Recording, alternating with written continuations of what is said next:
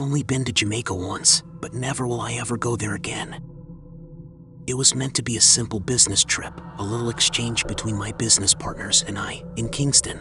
I spent weeks in the safety of the hotel, with only the company of some intoxicated American tourists and a grimy bar to entertain me. Every day grew more and more numbing, so despite the warnings from staff, I decided to venture out. You know, it's a dangerous place, but I'm a dangerous guy. A bullet won't kill me, a few might. After being refused a taxi at the hotel, I was forced to find a local one, which took no time at all. The hotel's carpool had been essentially taken over by dozens of taxis, some of which looked like they hadn't been repaired in decades. I chose a small little sedan, the driver frantically waving me over, eager to line his pockets with some foreign cash, most likely. I wasn't very familiar with Jamaica, this being my first time here after all. The driver asked me where I wanted to go, so I replied honestly, "I want to have some fun."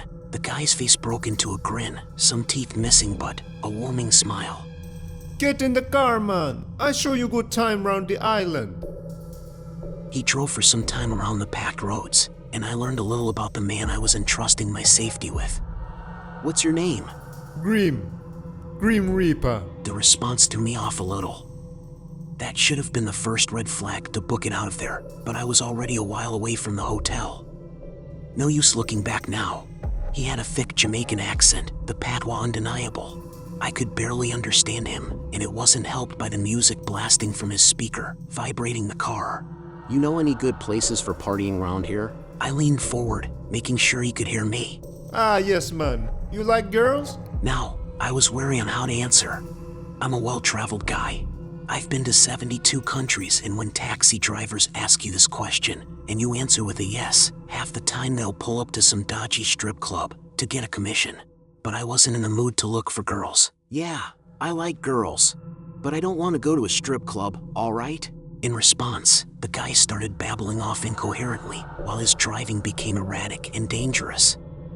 I had half a mind to get out right there and then, when he suddenly pulled out a wad of American $100 bills and asked a simple question. You like that? Yeah, I like that. I say, unsure on how else to answer. With that, he swerved to a side curb and got out. I followed, still in relative shock. But if I was going someplace, I might as well go with somebody I knew to some degree. Grim continued speaking rapidly, something about the best club in Jamaica, and I nodded along. The club in question was certainly a step up from the drab ones in the hotel. However, there was not a foreigner in sight. I stuck out like a sore thumb among the locals. Unfortunately, Grim had already ordered a drink and handed the bill to me without a second thought. I shrugged and paid the tab, worried that the price was double than advertised. For maybe 2 hours, I stood up against the wall, watching as the rest of the party-goers danced around. Eventually, I pulled Grim to the side and demanded he take me somewhere else. He shrugged, and we both made our way back. Grim was drunk out of his mind.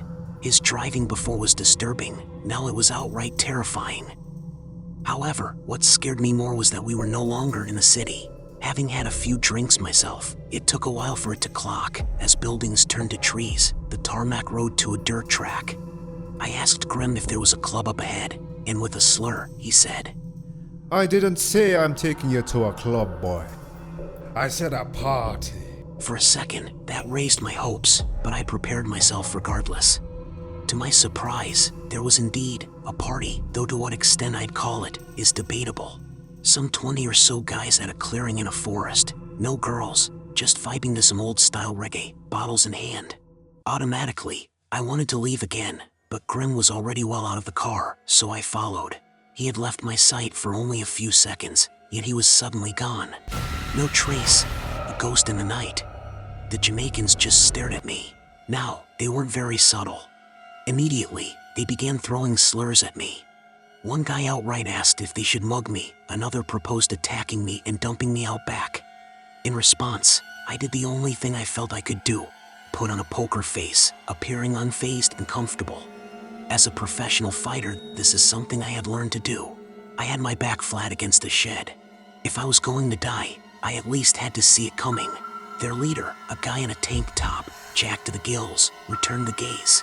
I couldn't say for 100% certainty, but I can say for 99% certainty that there was a gun strapped to his waist. My mind started to race. My heart was beating faster than ever. My whole body was pumped with adrenaline and on edge. This was it. I should have known better than to wander out into a foreign country. And here I was, all alone, where no one could find me.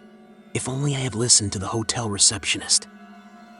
Yo, you having fun? And just when I thought it was all over, Grim reappeared, reeking of weed.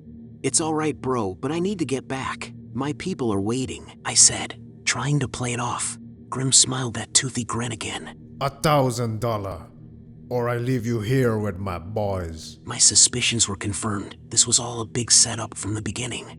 I've only got 700 on me right now. I spent the rest on your Shavaz. Grim walked up and down, with a finger prodding with every other word. He said, I take you to the hotel. You give me $700. I wait outside. You bring me the other 300, or you never make it off Jamaica.